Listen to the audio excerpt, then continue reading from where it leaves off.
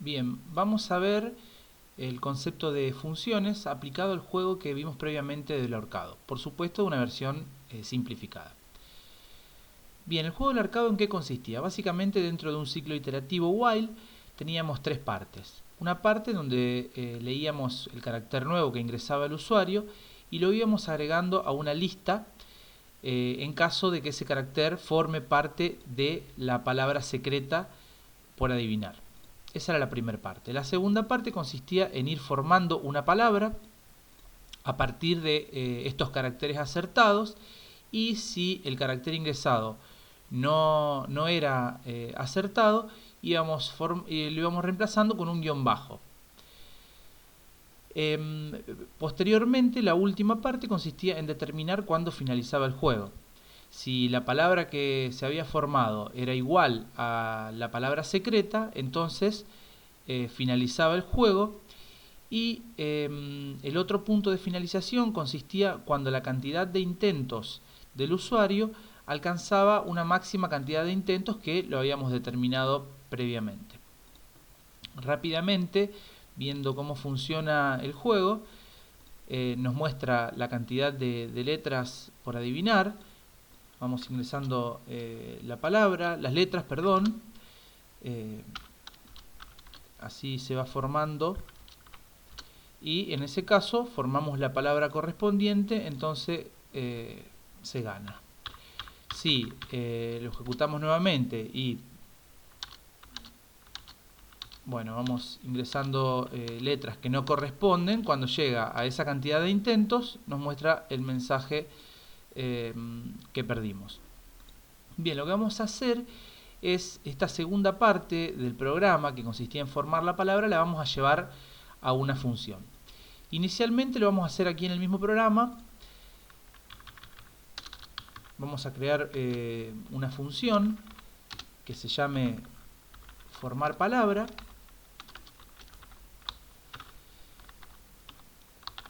que va a llevar todo este código de la parte central del programa, es decir, aquella parte que justamente forma la palabra.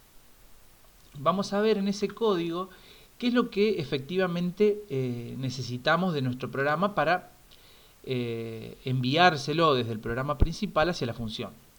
De todas las variables que tenemos, podemos ver que son locales, salvo la lista de aquellas letras acertadas y la palabra secreta. Es decir, esta función precisa para funcionar la información contenida en esos dos identificadores. Por un lado es la cadena de caracteres secreta y por el otro lado la lista de letras acertadas. Es decir, nuestra función va a recibir por un lado la cadena secreta y por otro lado la lista de caracteres acertadas. Va a ir formando la palabra y en vez de mostrarlo en pantalla, lo que vamos a hacer es retornarla en el nombre de la función. Es decir, el código es exactamente el mismo, las variables que son creadas en este fragmento de código serán locales a la función, es decir, en el programa principal no van a existir, y sí aquellas que fueron recibidas por argumentos. Ahora bien, ¿cómo hacemos uso de esta función desde el programa principal? Bueno, como la función formar palabra va a retornar la palabra formada, nosotros podemos utilizar, para mantener los mismos identificadores que usamos previamente, a palabra formada le vamos a asignar la función formar palabra y le vamos a enviar los dos argumentos que dijimos que eran necesarios, es decir, la palabra secreta y la lista de acertadas. De esta manera hicimos una reducción en el código, sumando claridad al programa. Vamos a probar la ejecución, corroborando que esto funcione de la misma manera.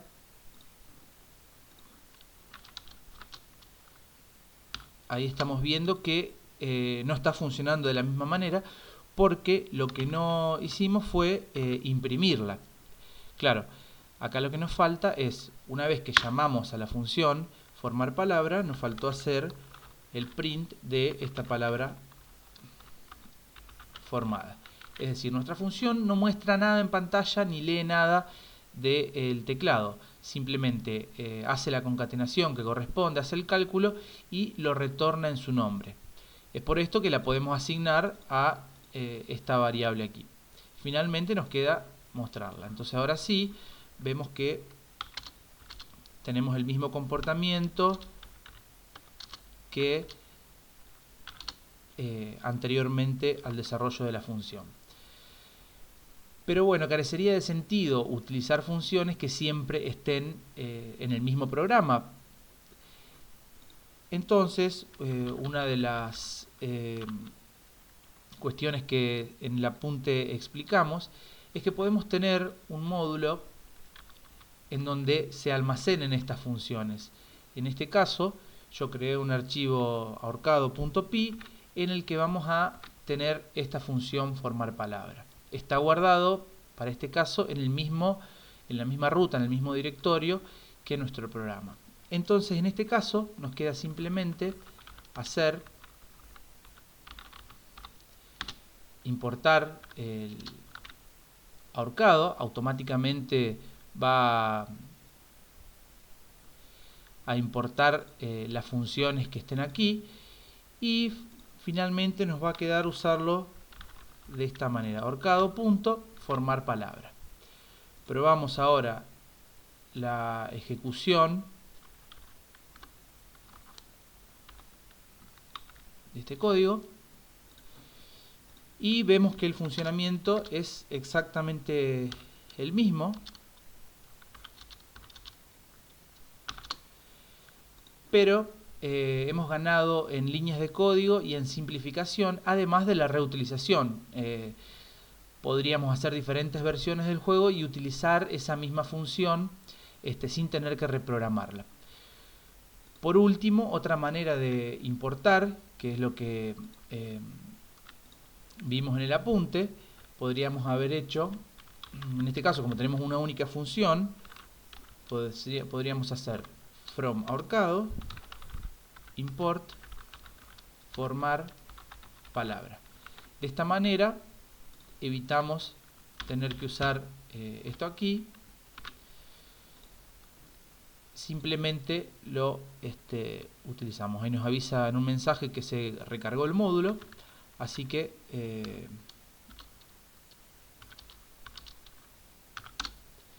vemos entonces cómo funciona esto de crear funciones y utilizarlas del programa, ya sea en el mismo programa o con un módulo aparte.